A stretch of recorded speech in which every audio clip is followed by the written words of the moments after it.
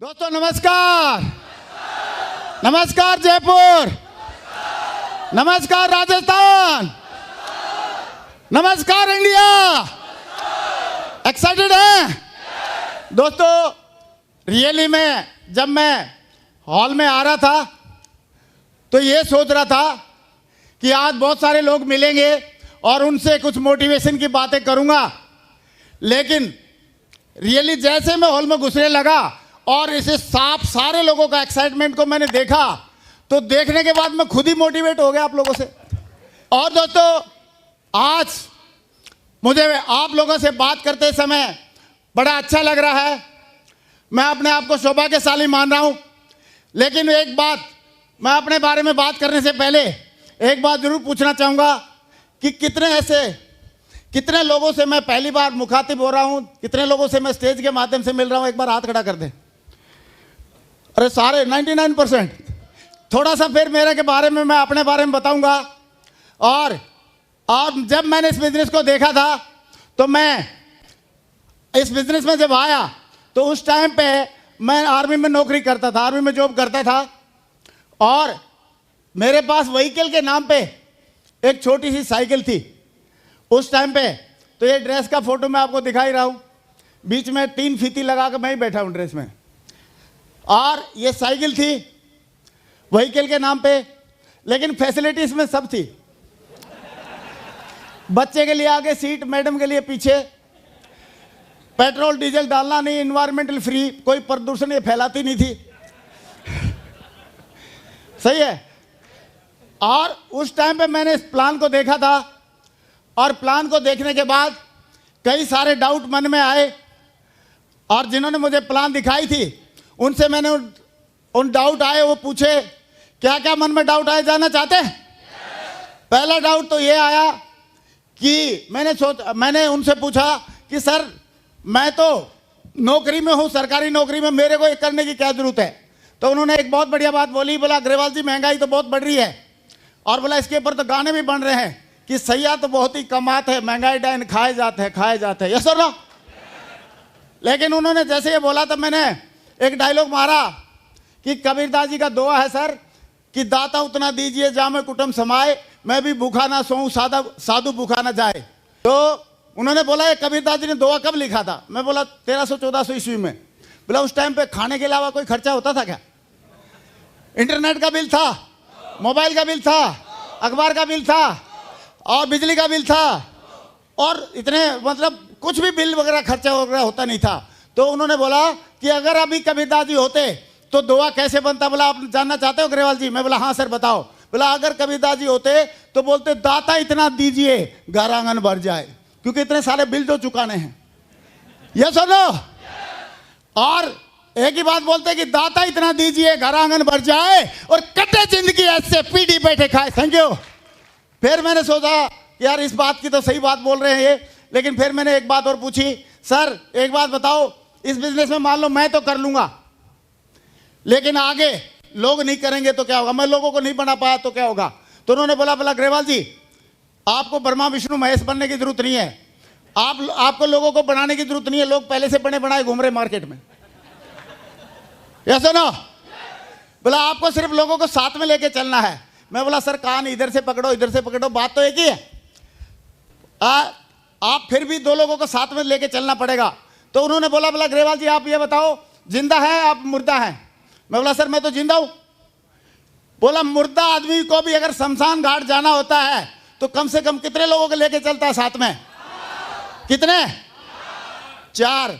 मैंने बोला 4 तो चाहिए, लेकिन एक 5वां भी चाहिए होता है जो आगे आगे हांडी लेके चलता है। ओम नाम सत्य है, सत्य बोलो गत्य है, ओम नाम सत्य है, लेके चलता है कि नहीं चलता? ये सुनो। तो बोला अग्रवाल जी जब मुर्दा आदमी अपने साथ में 5 लोगों को लेके चल सकता है तो आप जिंदा होके क्या आप मुर्दे का 40% काम 2 लोगों को साथ में लेके नहीं चल सकते? क्या चल सकते कि नहीं चल सकते? या सुनो। तो मैंने बोला सर इतना तो कर सकता हूं, चल सकता हूं। और फिर मैंने सोचा यार ये तो कुछ ज्यादा ही बोल रहा है, एक ऐसा ब्रह्मास्त्र पूछता हूं, ऐसा सवाल पूछता हूं जिसका ये जवाब ही ना दे पाए। तो मैंने एक और सवाल पूछा। क्या पूछा जानना चाहते? मैंने बोला सर मेरे पास पैसे नहीं। क्या नहीं है? और ऐसा करो, आप पैसे आप लगा दो मेरे, और ऐसे करना 2-3 भी आप ही लगा देना नीचे, और चेक आए तो पहले आप अपने ले लेना, बाद में पैसे मैं अपने आप ले लूंगा। ऐसे होशियार लोग मिलते हैं कि नहीं मेरे जैसे? मिलते हैं, अभी भी हैं। बधाई हो, यूनिवर्सल क्राउन में बनेंगे, लगे रहना। Thank you.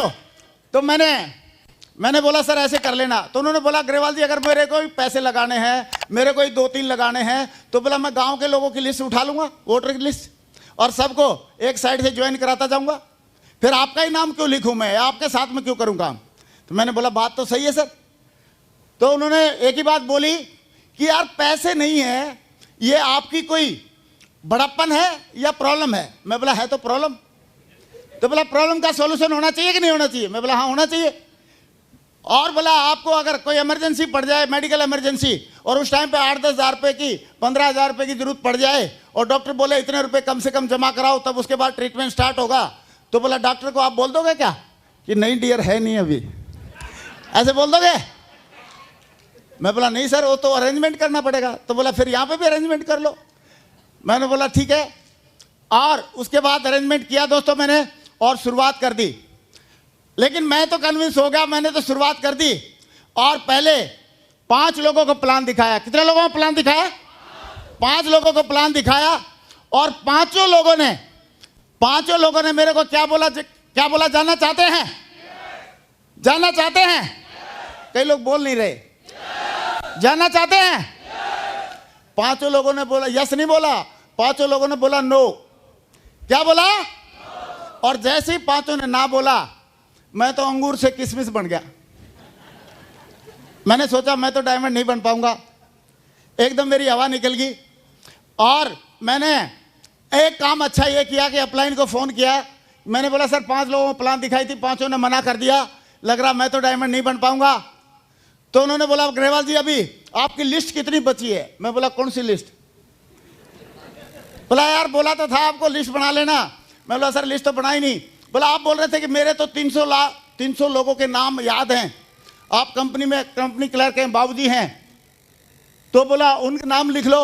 मैंने बोला सर वो नाम भी सारे ना, मेरी तो दिमाग में जो थी 300 लोगों के नाम की जो लिस्ट थी वो हार्ड डिस्क ना मेरी करप्ट हो गई है, क्योंकि जो खास 5 लोग थे जब वही नहीं कर रहे तो बाकी कौन करेगा? तो उन्होंने बोला डोंट वरी अग्रवाल जी, आप एक बात बताओ कि अगर अभी आज पॉपुलेशन इंडिया की कितनी है? मैंने बोला सर 120 करोड़। उस टाइम पे दिसंबर 2002 की बात है। मैंने बोला सर 120 करोड़। बोला 120 करोड़ में से 5 घटा दो, कितने बच गए? मैंने बोला सर अभी भी 120 करोड़। बोला कैसे? मैं बोला इतनी देर में तो 5 नए पैदा हो गए होंगे। यस और नो? सॉरी, चाइना के बाद तो इंडिया का ही नंबर है। और तो फिर उन्होंने बोला अग्रवाल जी जब आप बताओ जितने को आप प्लान दिखाओगे नहीं उससे ज़्यादा तो पैदा हो जाएंगे, तो ये तो निश्चित है इंडिया में कभी लिस्ट आपकी खत्म होने वाली नहीं है। बोला मैं आपको एक मंत्र बताता हूँ, आप उस मंत्र को फॉलो कर लेना, आप पक्का डायमंड बन जाओगे। और जैसे उन्होंने बोला मैं मंत्र बताता हूँ, तो तुरंत मेरे को दिमाग में क्लिक किया। मैं बोला हाँ यार, वैसे तो काम हो या ना हो लेकिन मंत्र के सारे हो सकता है। यस और नो? क्योंकि हम तो बचपन से तंत्र मंत्र सुनते आ रहे थे, बंगाल में बंगाल का जादू, और हमारे यहाँ तो बचपन में जब बुखार भी होता था या कान के नीचे अगर सूजन आ गई, फोड़ी फुंसी होगी, तो भी झाड़ा लगवा के लेके आते थे, गोली दवाई नहीं दिलाते थे। यस और नो? और हम तो बचपन में ये देखा था कि बचपन उस टाइप का था हमारा कि हमारा जैसे मई जून में किसी बच्चे ने बोला पापा मम्मी को कि गर्मी लग रही है, तो बोला कोई बात नहीं बेटा, कल शाम को मैं बुलाऊंगा बार्बर को, सबको टकला करा देते। तो सारे बच्चों को टकला करा देते थे, गर्मी एक को लगती थी, सबको टकला करा देते थे। तो तंत्र मंत्र में मेरा गहरा विश्वास था, और मैंने उनको एक ही बात बोली। मैं बोला सर जल्दी करो, आप ऐसा करो मंत्र बता दो। तो मेरे अप्लाई ने क्या मंत्र बताया जाना चाहते हैं? उन्होंने बोला अग्रवाल जी आपका काम है लोगों को प्लान दिखाना, फॉलोअप करना, अच्छे से समझाना और बार बार समझाना। मैंने बोला सर मंत्र बताओ ना, ये तो मालूम है मेरे को। बोला वही तो बता रहा हूं अग्रवाल जी, आपका काम है लोगों को अच्छे से प्लान दिखाना, बार बार समझाना, और लोगों का काम है हाँ या ना बोलना।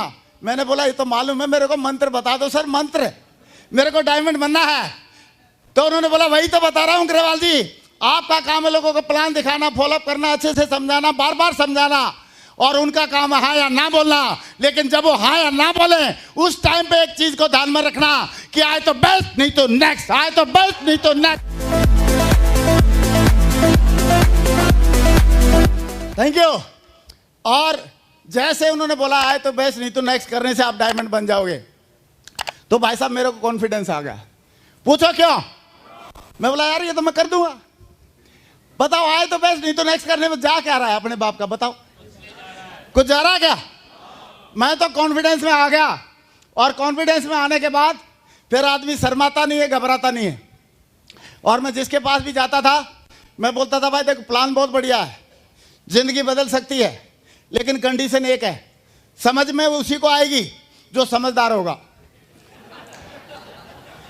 और अगर मैं वही समझाता हूं, समझ में आ गई तो तू समझदार, और नहीं समझ में आई तो आप समझ लेना भाई मैं कुछ नहीं बोलूंगा। और इस बात को थोड़ा सा और पूरा करने के लिए मैं जरूर थोड़ा सा एक स्पोर्ट में एक बात बताना चाहूंगा। सुनना चाहते हैं?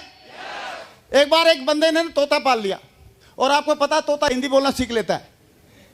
और उसका जो पड़ोसी था वो थोड़ा ढीला डाला था, तो जैसे ही पड़ोसी आने लगा तोते वाले के घर के सामने से, तो तोता उसको बोलने लगा ये पड़ोसी बहुत ढीला है, लटूरा है, ढीला है, लटूरा है।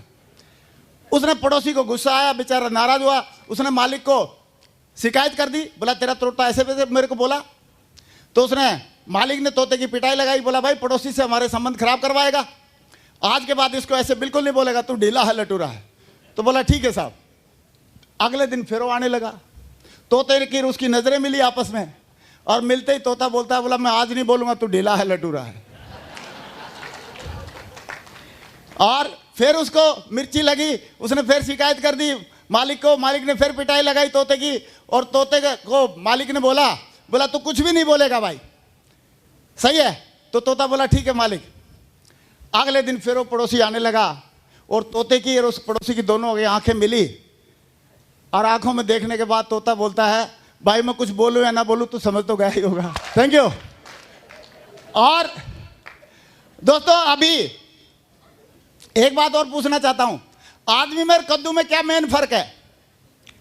कद्दू बोल नहीं सकता और आदमी यस नो का जवाब दे सकता है, यस नो। और आदमी में कद्दू में एक डिफरेंस और है, आदमी एक्साइटेड रह सकता है और कद्दू एक्साइटेड। और अगर कोई बोल नहीं रहा है और एक्साइटेड नहीं है तो इसका मतलब क्या है? ऐसा क्यों बोल रहे हो यार आप लोग? ऐसा बोलो मत, सही है? तो अभी अगर आप लोग यस नो का जवाब नहीं देते हैं और एक्साइटमेंट नहीं दिखाते हैं तो मैं कुछ नहीं बोलूंगा। तो दोस्तों मैं आए तो बेस्ट नहीं तो नेक्स्ट करने लगा और कॉन्फिडेंस में भर गया। तो लोगों को प्लान दिखाने के बाद मैं बोलता था आएगी समझ में उसी को जो समझदार होगा।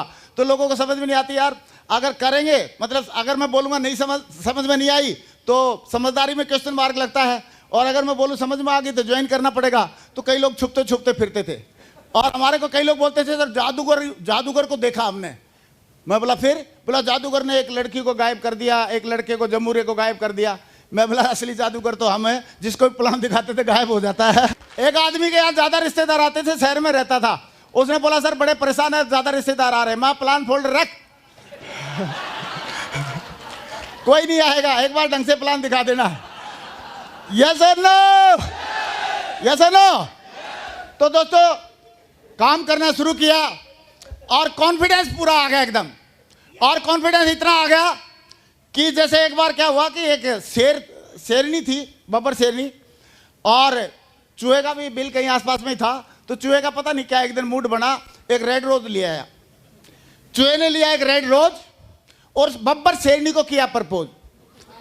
बोला darling I love you, I love you, I want to marry you, और क्या बोलते I like you, I love you, I want to marry you. तो बब्बर शेरनी ने उसकी तरफ लाल लाल आंखें निकाली और बोली जा कल मुझे तेरा मुंह तो देख। बोलता मुंह को छोड़ मैडम, बंदे का कल कॉन्फिडेंस देख। पूरा फुल कॉन्फिडेंस आ गया। और जब कॉन्फिडेंस आने के बाद फिर काम होगा कि नहीं होगा? 2 साल तक मैंने पार्ट टाइम में काम किया और फिर फुल टाइम नौकरी छोड़ के आ गया।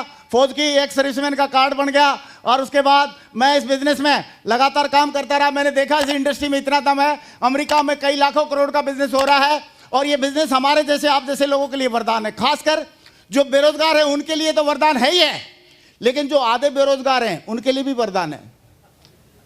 व्हाट डू मीन बाय आधे बेरोजगार? जितने भी हम नौकरी वाले हैं सारे आधे बेरोजगार हैं, क्योंकि खर्चा है 1 लाख का और इन तनख्वाह मिलती है 50,000, तो आधे बेरोजगार हुए कि नहीं हुए?